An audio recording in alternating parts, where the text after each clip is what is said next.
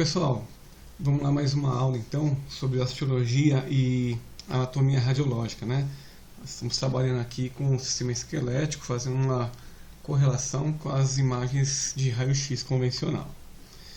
Então, nós vamos falar agora sobre a cintura escapular, tá? Então, o símbolo do membro superior ele consiste apenas de dois ossos, que é a clavícula e a escápula, tá? A função da clavícula e da escápula é servir como elo entre cada membro superior e o tronco ou o esqueleto axial. Então eles fecham ali uma cintura mesmo, tá? Bom, anteriormente o símbolo do membro superior ele se conecta ao tronco na porção superior do externo. Entretanto, posteriormente essa conexão é incompleta, porque a escápula está ligada ao tronco somente por músculos. Bom, então nós temos aqui essa figura anatômica, tá? Da escápula e algumas estruturas importantes. Então, aqui eu estou vendo a escápula numa vista anterior, tá? Então tem a região da fossa, tá? Subescapular, aqui é a face costal, porque é a face que está voltada diretamente com as costelas, tá? Então nós temos aqui essa margem aqui, é a margem medial. O ângulo inferior da escápula é um ponto de referência muito importante nos posicionamentos do perfil de escápula, tá? Então nós temos aqui a região do ângulo superior, a incisura escapular, a incisura da escápula, aqui a região do processo coracoide, o acrômio, tá? O osso acrômio. Aqui a face articular, onde o acrômio se articula com a clavícula, aí a articulação acrômio-clavicular. Nós temos aqui a margem lateral, tá? Margem medial, próxima à coluna, ao plano mediano. E aqui a margem lateral da escápula. Aqui nós temos então aqui a região do ângulo lateral, aqui a cavidade glenoidal, tá? E aqui a região do colo da escápula. Nessa imagem, nessa vista posterior, tá? Nós vamos ter aqui a região então aqui da margem medial, a coluna está localizada aqui, tá?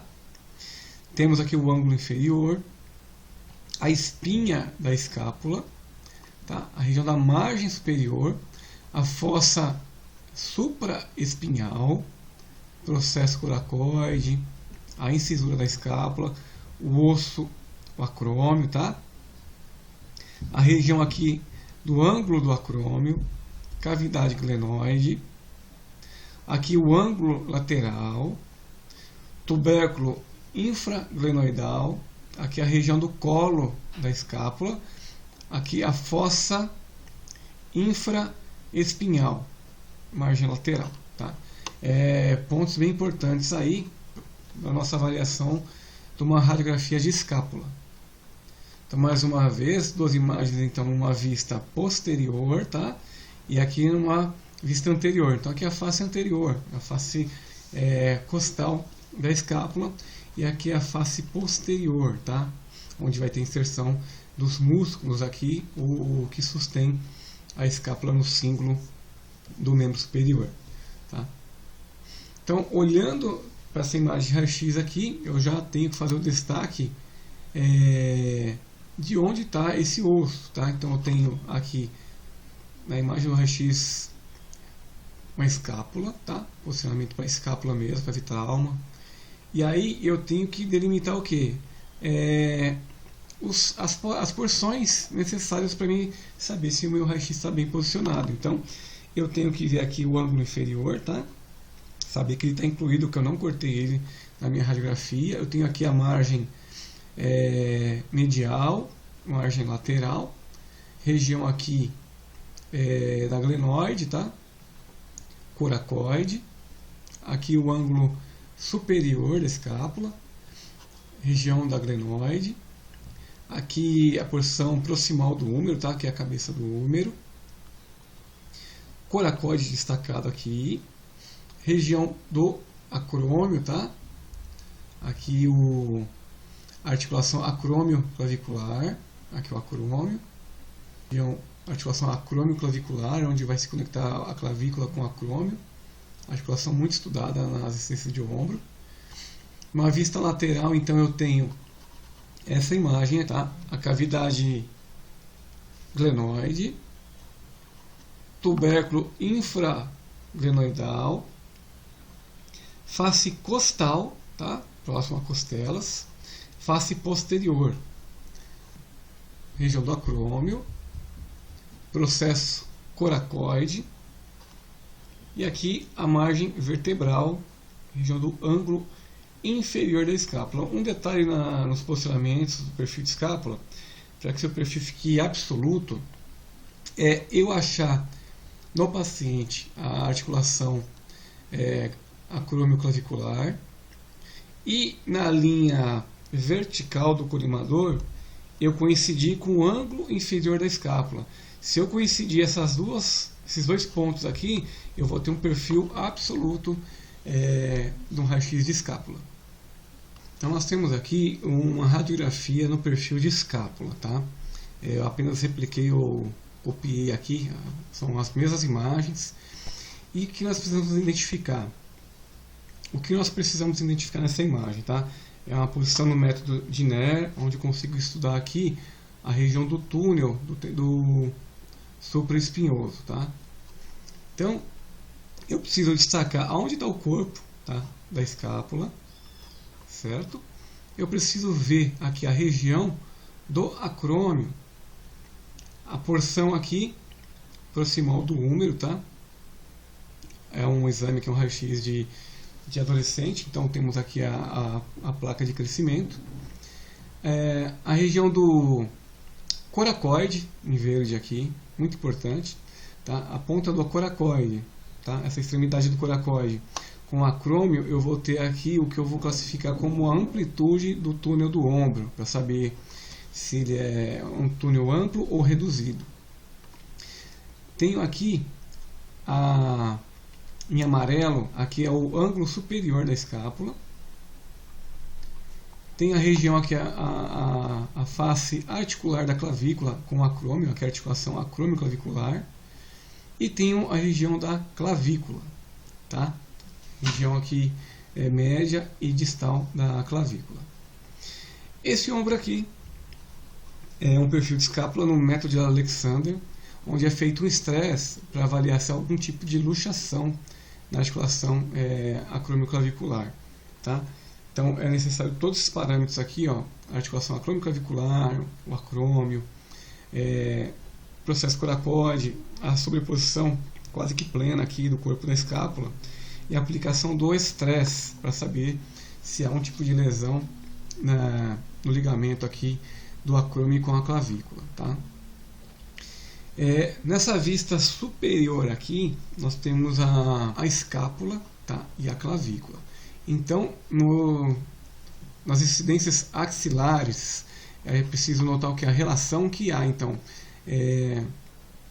da articulação acrômio-clavicular, tá? O processo coracoide e a cabeça do húmero, que não está inserida aqui nessa foto anatômica, tá?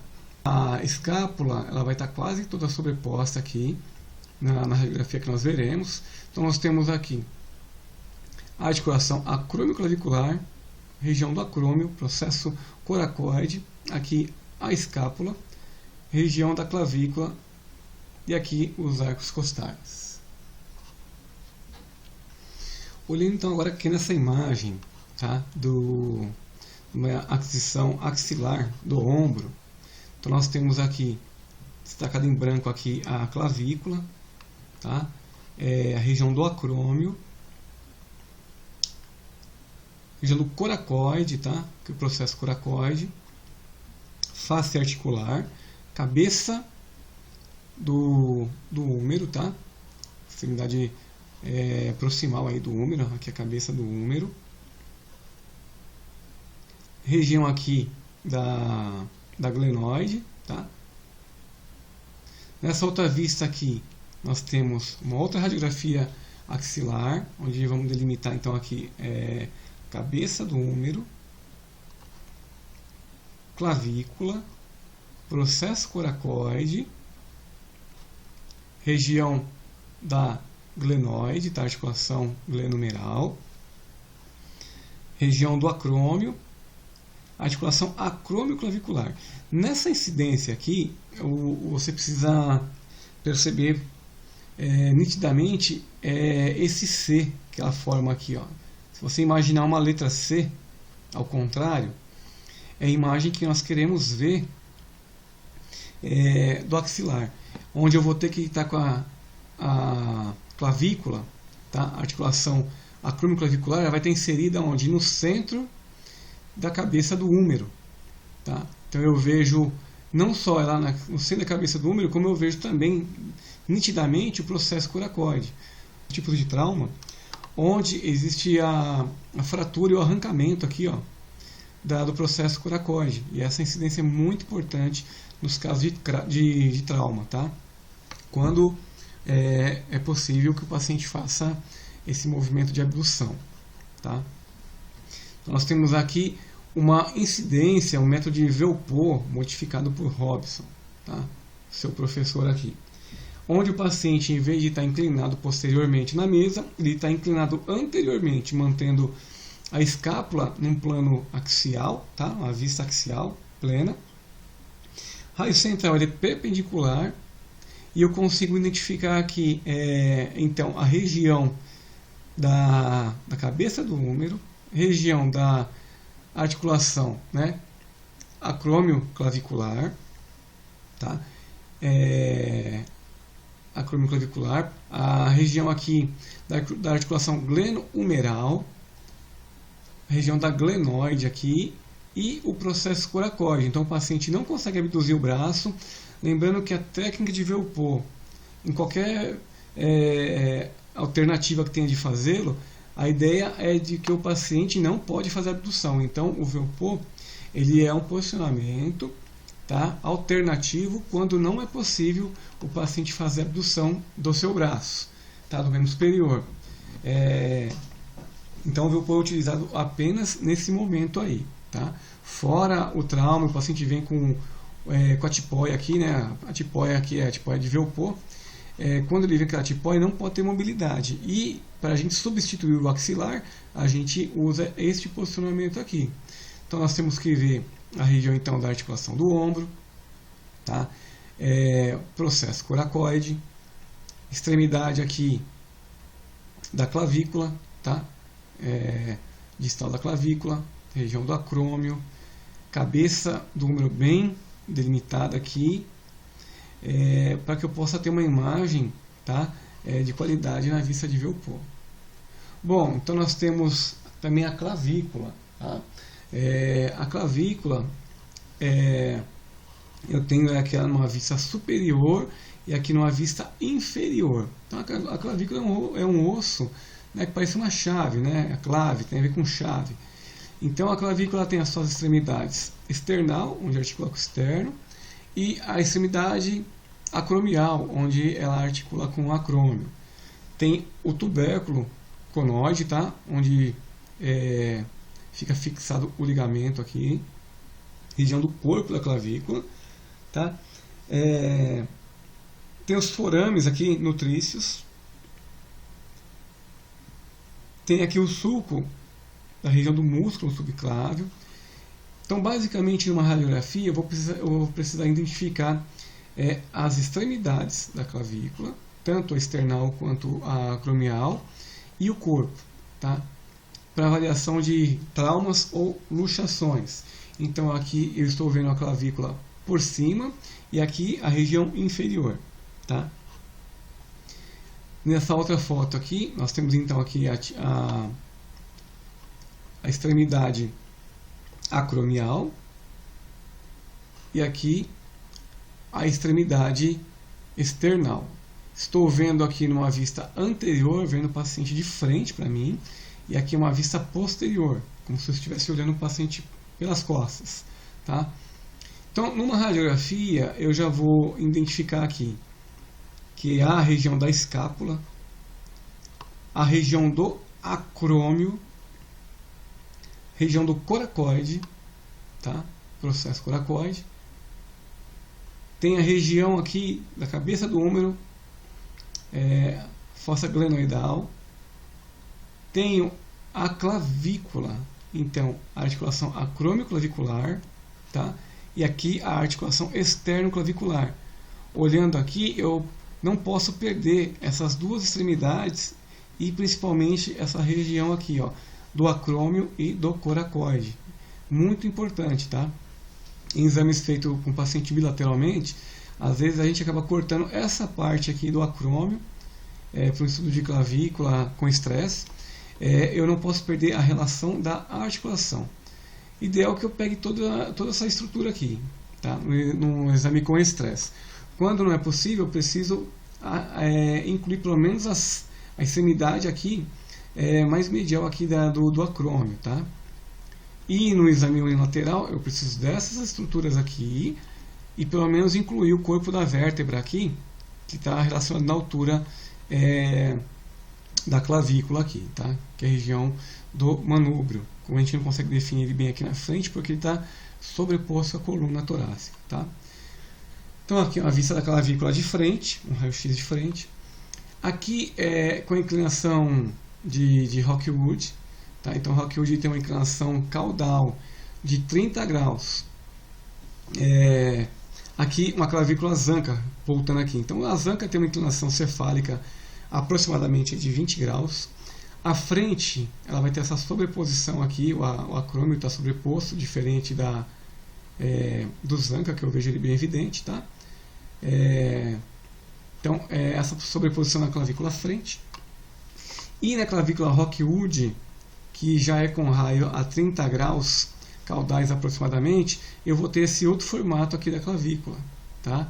Então, ela tem um formato no Zanca, ela tem um outro formato na frente, com raio perpendicular, e ela aparece num outro formato na inclinação de 30 e de Rockwood, exatamente para ver algum tipo de fratura, tá, na extensão do osso da clavícula. Por exemplo, nesse aqui a gente consegue perceber nitidamente essa fratura aqui, um pouco antes da articulação acromioclavicular, tem essa linha de fratura, tá? Bom, o ombro, né, uma frente verdadeira aqui e aqui um ombro luxado. Então, é possível identificar que a luxação é o quê? Quando o osso ele sai da região da sua articulação, tá? Aqui está luxado e aqui é um ombro normal, tá? Coracoide, face articular. Aqui é um ombro que não está corrigido e esse aqui é um ombro corrigido. Então, olha só como a gente pode ver bem a glenoide nessa aqui, está sobreposta, né? E aqui a gente vê ela num perfil absoluto, onde eu vejo o espaço articular da articulação gleno-humeral. Então aqui um ombro frente verdadeira, região da escápula, que é parte do acrômio, tá? Tem a região aqui da clavícula, articulação acrômio-clavicular, delimitando aqui a região da escápula ainda, região do coracoide, tá? Processo coracoide, delimitando aqui agora a região do úmero, cabeça do úmero. Aqui o sulco intertubercular aqui, tá? Que fica entre os tubérculos maior e menor do ombro. Temos aqui o espaço subacromial, muito importante. Então, no ombro frente verdadeira é uma oblíqua posterior para o lado que eu vou estudar. Aqui no caso é uma oblíqua posterior direita, porque eu preciso corrigir a glenoide, cavidade glenoide, e fazemos uma inclinação de 10 a 15 graus aproximadamente para ver o espaço subacromial, porque muitas vezes pode ocorrer ter um tipo de calcificação nesse setor aqui, nesse local, tá? Esse aqui é um oblíqua apical, então o paciente está numa oblíqua posterior a 40 graus e o feixe de raio-x obrigatoriamente a 40 graus. A ideia dessa radiografia é essa imagem toda sobreposta aqui do ombro, tá? Mas a gente poder classificar bem aqui o colo da glenoide e saber se há algum tipo de fratura aqui nesse ângulo inferior aqui da glenoide, tá? Um tipo de lesão, trauma, onde houve uma fratura nessa região. Esse aqui é a posição de striker. Então o striker ele tem que ser com o braço realmente assim, ó, nessa linha reta aqui, para a gente avaliar se tem algum tipo de deformidade, tá, na cabeça do húmero, tá? Então a cabeça do húmero deveria ser esférica aqui, então nós vemos essa lesão aqui, onde as setas apontam, tá? Esse entalhe aí, essa depressão, que é um tipo de trauma aí devido a luxações repetitivas, tá? O método de striker aqui, mais uma imagem do striker, tá? Radiografia padrão do striker, observando aqui a cabeça do húmero, e se há um aumento aqui, uma depressão excessiva, tá? Um entalhe excessivo nessa região. Quando excessivo, como nós vimos aqui nessa imagem anterior aqui, está relacionado a luxações repetitivas, tá? Ou luxações recidivantes da articulação do ombro. Aqui a técnica de Bassamania, tá? É um ombro com estresse. O paciente está de frente, sem correção da cavidade glenoide, e ele mesmo aplica um estresse aqui, ó, com o braço oposto, para ver se há algum tipo de luxação ou classificar, tá? O grau da luxação que ele tem na região da articulação acrômio-clavicular, como a gente vê nessa foto aqui. Então essa radiografia aqui é uma radiografia que mostra que é a luxação da clavícula em relação ao acrômio. E para a gente finalizar, uma tomografia do ombro, tá? Nas vistas em axial, tá? Aqui uma vista sagital e aqui numa vista coronal. Ambas as imagens mostram aqui a relação da articulação glenomeral, tá? Processo coracóide, cabeça do húmero, tá? Região da escápula, aqui a região da